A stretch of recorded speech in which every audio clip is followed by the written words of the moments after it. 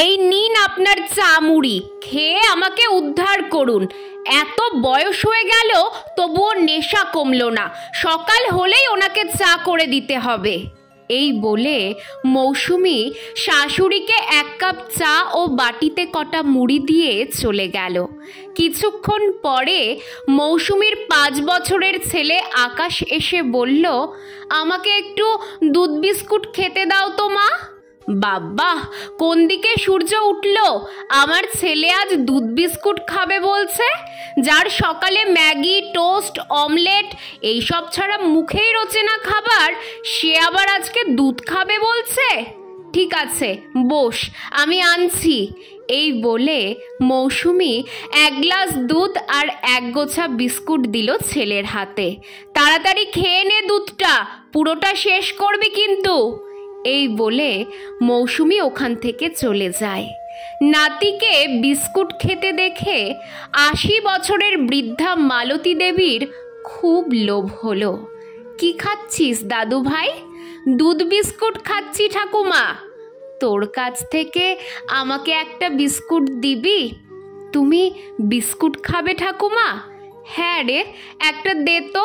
সব সময় এই চা আর শুকনো মুড়ি খেতে ভালো লাগে না।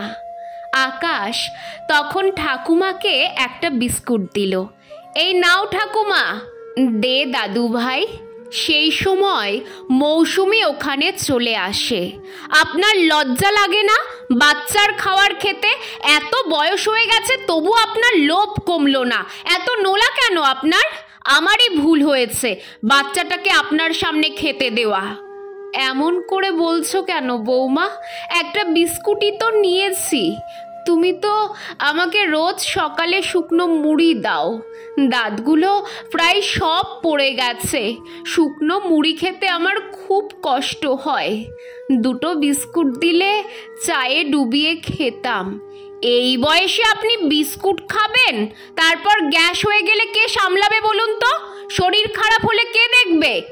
এই বয়সে এত লোভ কোথা থেকে আসে বাপু জানি না। যেটা দেওয়া হবে সেটাই খাবেন।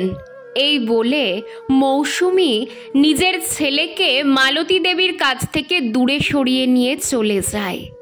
এরপর একদিন সকালে মৌসুমীর খুব খিদে পেলে বিস্কুট কৌটো থেকে 4টে বিস্কুট বার করে খেতে লাগলো। সেই সময় ছোট্ট ছেলে আকাশ এসে মায়ের হাত থেকে বিস্কুটটা কেড়ে নিল আর বলল, তুমি বিস্কুট খাচ্ছ কেন? বিস্কুট খেলে তো শরীর খারাপ করবে। শরীর খারাপ করবে না, তুই দে তো বিস্কুটটা, আমার খুব খিদে পেয়েছে। তাহলে তুমি সেদিন বিস্কুট খেতে ঠাকুমাকে বারণ করলে কেন? ঠাকুমাকে তুমি কত বকলে, আমিও তোমাকে বিস্কুট খেতে দেব না। ছেলের মুখে এমন কথা শুনে মৌসুমী খুব রেগে যায় এবং ছেলেকে মারবে বলে এগিয়ে যায়। তখন আকাশ দৌড় দেয় বাবার কাছে।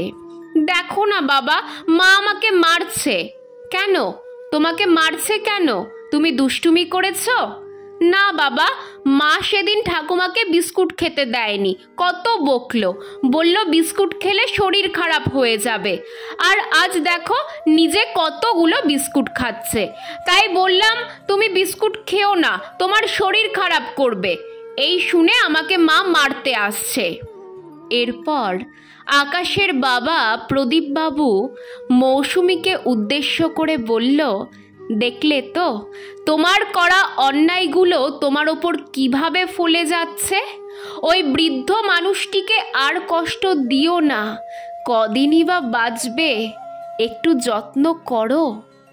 আজ তুমি যে ব্যবহারটা তোমার শাশুড়ির সঙ্গে করবে, বৃদ্ধ বয়সে তুমিও ঠিক সেই ব্যবহারটাই ফিরে পাবে।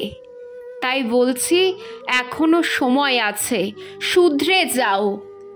এই ঘটনার পর থেকে মৌসুমী শাশুড়ির প্রতি ভালো ব্যবহার করতে শুরু করলো।